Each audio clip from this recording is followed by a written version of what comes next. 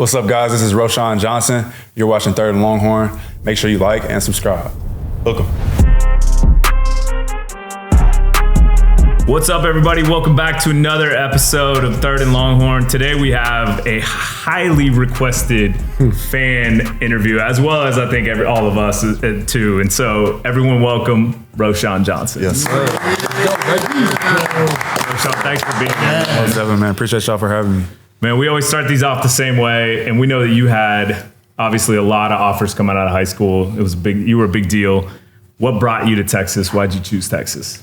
I think for me personally, there's nowhere that you could go wrong. From on the field, off the field, from the city, the opportunities, to the business degree that I was striving to get. I feel like there was no con to any of it. So I think all around, when you look at other schools in Texas and look at other schools that were out of state, it's just nothing that really, in my book, could compare. So that's why I picked Texas. Now, Ro, your recruitment was special and unique, obviously, right? You were known for your dual threat capabilities as a quarterback. You get to Texas, and there's an opportunity that arises for you to play the best position that was ever created on the football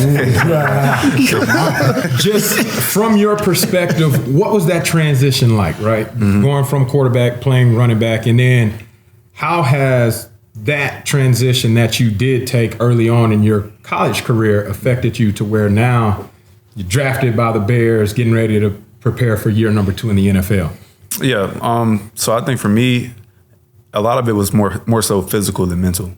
Obviously, playing quarterback, there's a lot of mental gymnastics that you have to overcome. As far as identifying the front, reading the coverage, and reacting off of that, all within the span of about 1 to 2 seconds. So going from that to a more dialed down version, yes, running back, there's still things you have to think about, but it was kind of easy for me just to adjust from the mental aspect of it. So the biggest thing was trying to train my body to, play like a running back and use my body as a weapon and ultimately make the most out of what my body can physically do. And I think that was the biggest adjustment for me. And ultimately, I think it definitely helped me playing quarterback, just seeing the game holistically. I feel like a lot of running backs get tunnel vision and they don't really see the full picture.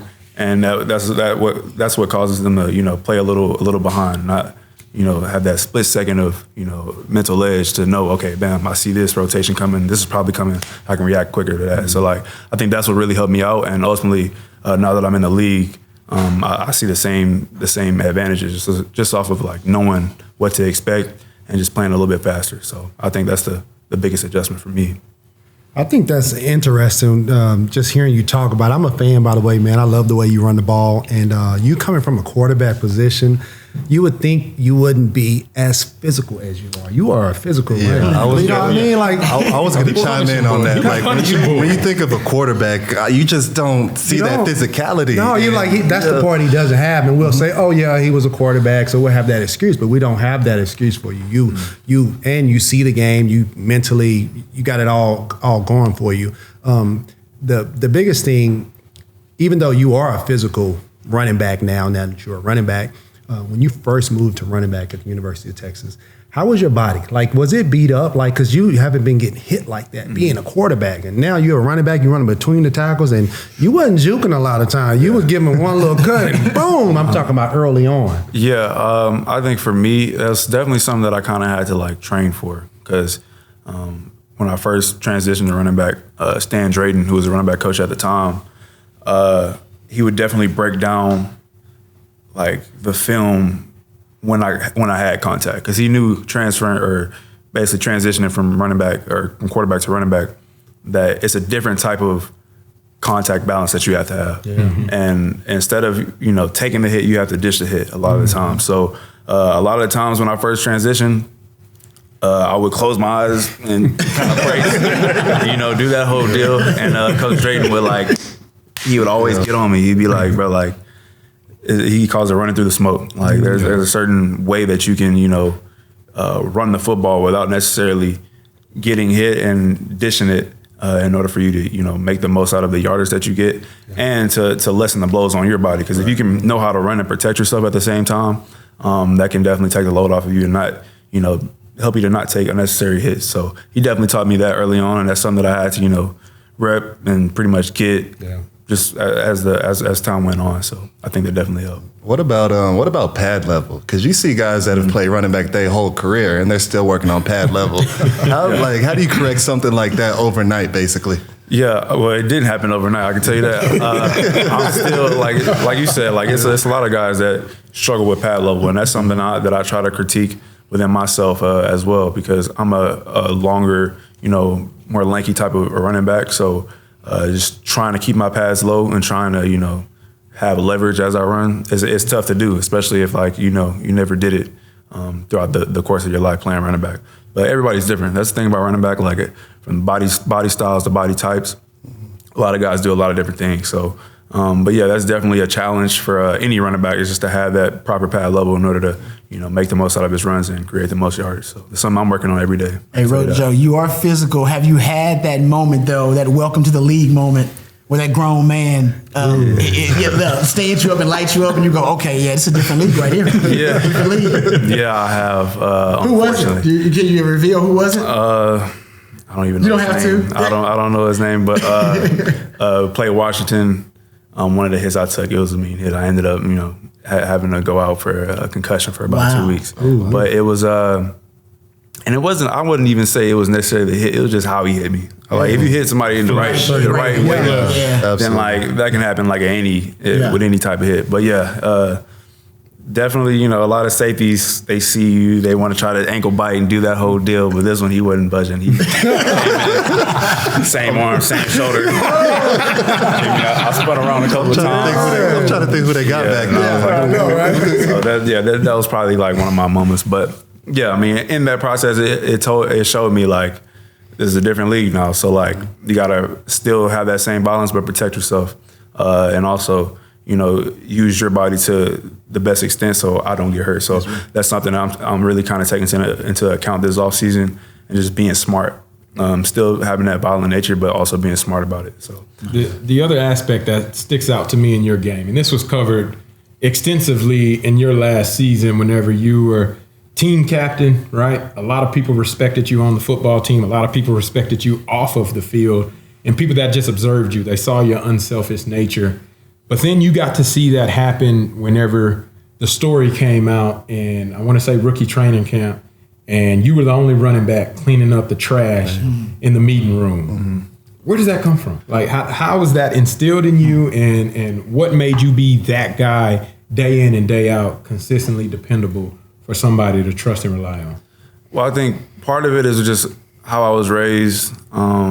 Is to not leave a mess, where you once were. So I think that was a big deal, but we prided ourselves on that at Texas with Stan Drayton and Coach Choice, the running backs coaches that were at Texas when I was there. We used to always call it sweep the sheds. No matter where you at and where you leave a place, make sure you leave it how you found it. So really, I mean, I feel like that's no different for me, no matter where I'm at. And I think, I've tried to live by that. So whether if I'm, in an NFL facility, college facility, or if I'm at a restaurant, I try to, leave it how I found it. So I think that's kind of where that stemmed from, and they definitely did a good job of instilling that amongst the RBs. Did you even feel a certain way, man, you a grown man, I got to clean up exactly. after you? That's what, and that was the biggest thing. It was it made me kind of realize that, everybody's a human being. Yeah, so at the same time, no matter how much success you get, those basic rules and principles in which you live by, that shouldn't really change. So if you're a grown man, you should clean up your trash. It's no different from a 12-year-old boy. So that's how I kind of see it. I want to say that story came from Richard Hightower, my man Peanut. Is he still there? That's the special teams coach? Yep. Oh, He looking at you like still. Yeah, we used to call him Peanut. That's somebody Coach Hightower now. Yeah, somebody call him Peanut, and I'm like, Peanut?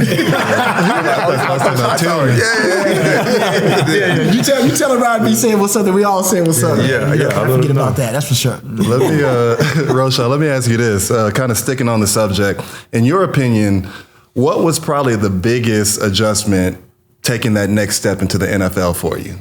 I think for me, it was just the magnitude of the playbook. There's a lot of verbiage, and it's a different style of learning. So in college, we had a lot of signals, a lot of boards, so it was like visual learning. So you see it and do it. As opposed to the league, you got to hear the play, digest the play mentally, and then go do it. So that's a different type of level, especially when it's bang bang. It's like it's 100,000 people yelling, and then you got to hear it and do it like instantaneously almost. So that process was a little bit different. Definitely an adjustment initially, but it comes with repetition. It's like learning a new language. The more and more you do it, the better that I got. So I think that was definitely a big adjustment. And then on top of that, I think a lot of it was just off the field, like managing yourself off the field, because that's what really kind of separates the guys in the league from a longevity standpoint that I'm kind of seeing.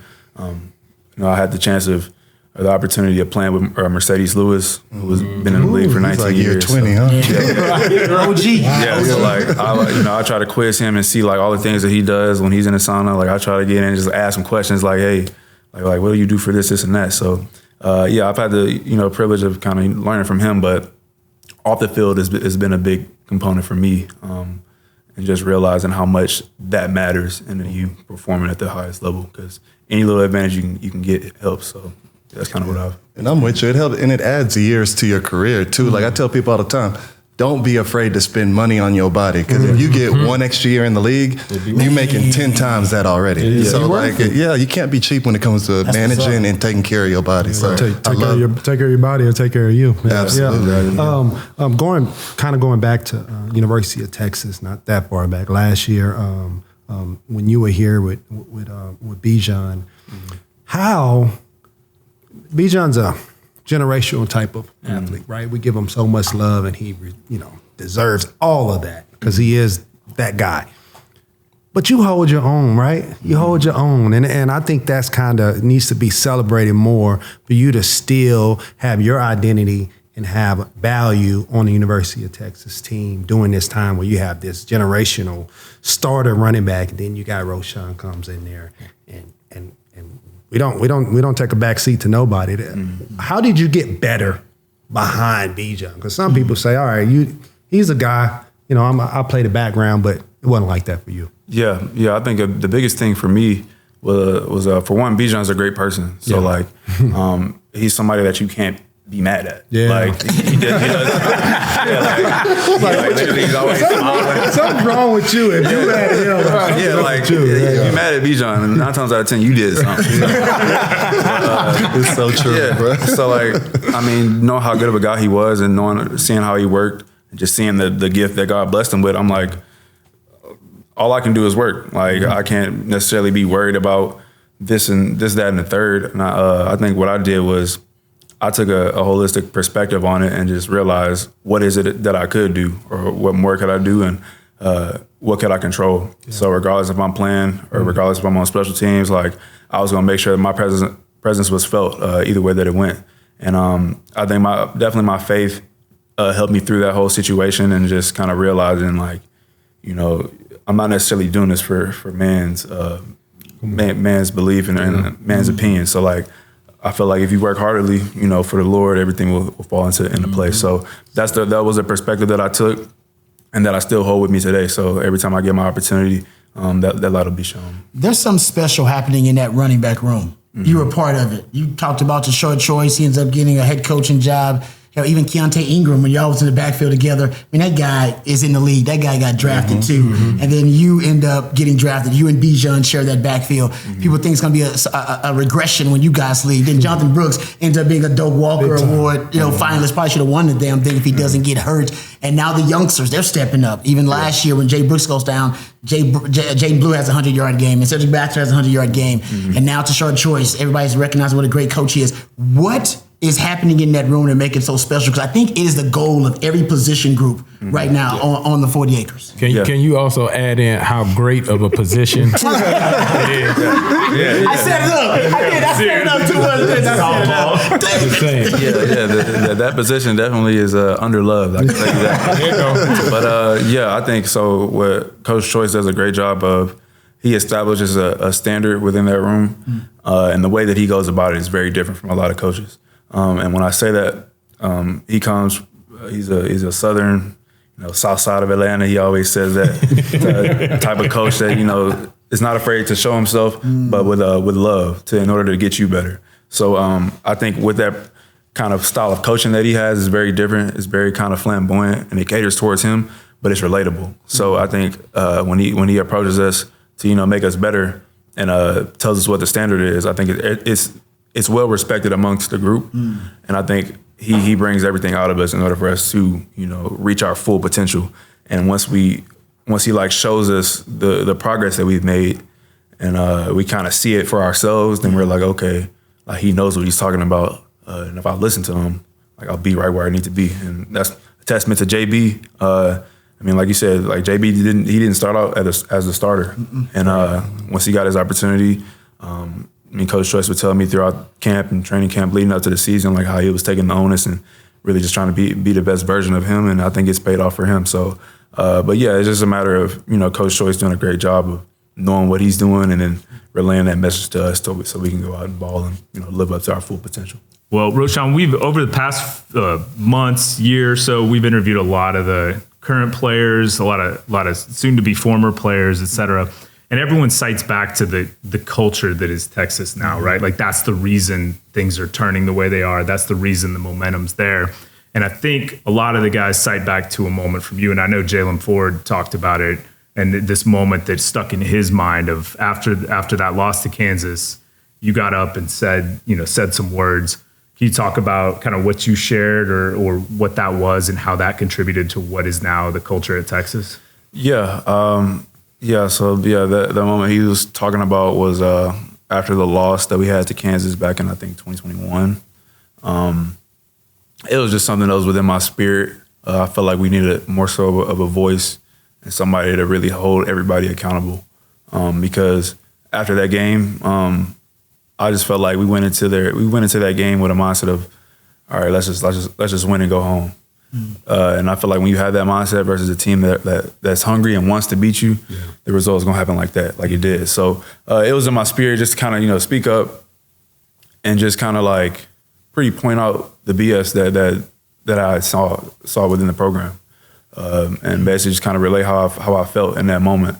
And I don't remember exactly what I said. I was just kind of speaking from the heart, like that's the best ones. Like when we get our opportunity to make each other better and get better, like we can't let those opportunities just go by the wayside. Like we have to really take advantage of those. So when we get moments like these, it's easy.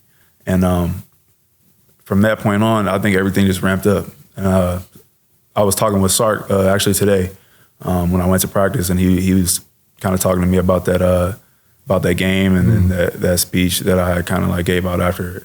And he was like, like it sucked, but like it was much needed because you could like feel the momentum shift, like how the energy at practice was, just how people carried themselves around the building, and just how we did things on a day-to-day. It like shifted, and you could like see it. And we ended up, winning the rest of our games that year, and then ultimately, gradually got better as the years went on with Sark. So.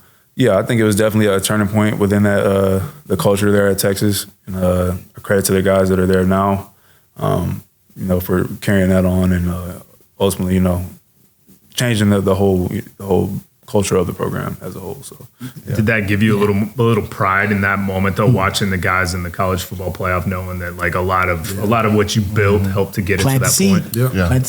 Yeah, man. I was so excited, man, watching those guys. Oh my God. Like literally, like I'd be at our team hotel, just kind of chilling, relaxing, and getting ready to play the games on Sundays, and just seeing David Bender get a sack versus Alabama, seeing JB like break runs. Like it was like crazy. Like when you like with the guys that like you've seen when they came in, how they were to where they are now. And it's like, it was just so exciting for me to see, man. So I'm more than proud of all those guys, from even Sweat, J4, like everybody, because it was a true journey. Like they were there when it wasn't good, when the ship felt like it was sinking, to ultimately making a playoff and having the success that they did. So yeah, I mean it was definitely a blessing just to see those guys win. Yeah, and just kind of chiming in on that, it's got to be satisfying, like leading the right way. I know when you were there, you were leading the right way, but it didn't necessarily equate to wins on the field. But like everybody said, you planted a seed, and everybody we've brought in here like contributes this year's culture to what you planted last year. Like Nick said, it's got to be gratifying knowing that those wins are starting to happen now from what you instilled a couple of years ago. So yeah. I mean, it's a credit to a lot of guys that were there that kind of helped me, try to change the culture along with Bijan. Moro Ojimo, like a lot of the older guys that were there, like they were a part of that too. So, yeah, I mean, I think, you know, God put me in that position, and how my whole career played out at Texas. I think he put me in that light for a reason, and I think it definitely would translate to a lot of things that go beyond just football. So. I'm glad you mentioned Ojimo, because I remember when he spoke out. Remember, he got silenced a little bit because he was keeping it real when keeping it real was going wrong, talking about what was happening on the team. He was, and it's kind of what man Rojo brings up there. But just know this, Rojo, you may not have your jersey retired here at Texas, and I don't know if you're going to be a college football Hall of Famer, but among Longhorn fans, dude, you are a iconic fan favorite, because they do understand the seeds that were planted with you and Ojimo and all those guys. Just know, man, the family, they got love for you. A lot of love. Every time I talk to you, they're like, oh, Rojo, dude, I don't know what you're doing after football. You ain't going to have a hard time finding a job. All you got to do is hook up with them Texas X's, bro. You good. It's funny how that dynamic works, man. There's just a handful of guys that are like fan favorites. Yeah, it is. And it's special. Like I'd say Jay Witt's one of those guys too. He is. So yeah. Totally agree. Well, now that you're in the NFL, right? You always, obviously, probably dreamed of being in the NFL, and to see you as a rookie. When I see you, and I usually see you playing on third down, in the NFL, third down is gold. I mean, third down, you got to have guys in there that you trust. Yeah. And you got a rookie in there. Now, that's, for me, I'm looking at that like, I'm a football head. I'm like, golly, you playing a lot of third down stuff. So some people say, oh, you know, he's not the starter, or he's in there on third down. That's a big down. Somebody trusts Rojo big time. So what does that look like? Is that positive pressure for you to be in on those money downs? Yeah, I mean, obviously you're expired to, you know, you want to do more, obviously, and will do more, but that's a big deal to be in on third down. Yeah, and I'm just, I think the perspective that I have right now is just to be patient. Whether my opportunity comes on third and fourth down, and then ultimately it'll, I think, trickle into, you know, more playing time throughout first and second down. So, I mean, I think that's just a credit to the mental curve that I've seemed to grasp, especially throughout my rookie year, to be able to play on third down, no protections, and just kind of be a reliable source. And I think it's definitely an honor and a privilege in itself. So, and then just knowing that a coach can trust me to go out on the money down and execute, I think that gives me confidence to know that, like, okay, he trusts me, so I can go out and do what I know I can do at the highest level. So, I think it's definitely a good start for me. And like I said, this rookie year, based on how it went, I think it's definitely something for me to build off of. So. Random football question. When your last year here at Texas, when they brought in Brennan Marion, had that go offense, they put you guys in that 2 tailback set, that pony package. Bro, it was nasty. Did y'all know how nasty that package was? He still uses it, and it's legit. They should use it more. What's going on? All the running backs will tell you, like, when we put in 20 and 30 personnel with 2 and 3 backs on the field, like, we wanted that almost the whole game. But I mean, obviously, we running back, so like we go up to Sark and be like, hey, that's 20 personnel coach. But I mean, you know, Sark's a great offensive mind. So like he has a lot of stuff in his, you know, repertoire that he can pull out and use. So I mean, obviously we trust him, you know, with everything. But it's a nasty package, and it's definitely good when you can get all those guys on the field at the same time. Now this is a random question just came in my mind. Hopefully this is not a secret or anything, but have they either with UT or the Bears, have they give you a halfback pass yet? Can you still throw it? I mean, you're different now. Yeah, no, obviously, I don't throw it the same like I was throwing it.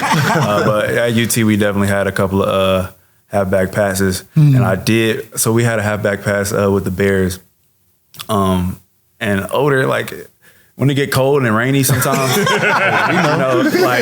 you wear a whole other different type of glove. You know? So like they gave me the halfback pass, and it wasn't great. And then I think I lost his trust on that one, so hopefully I'll get it back. But yeah, we definitely have a couple in there. So. That's funny. Kind of speaking on your current team, the Bears, y'all just been adding pieces, and I like Poles. He used to be with the Chiefs. He's my guy. Shout out Ryan Poles.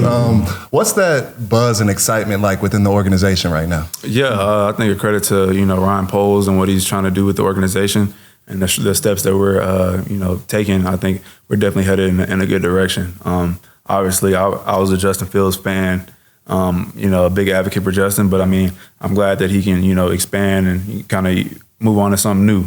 I think hopefully, I wish the best of success for Justin, but I think we're definitely headed in a good direction. A lot of new faces, and I think definitely a lot of things that we're going to have to, kind of corral together and just see what we can do. Rojo, do you know how to drive in the snow, man?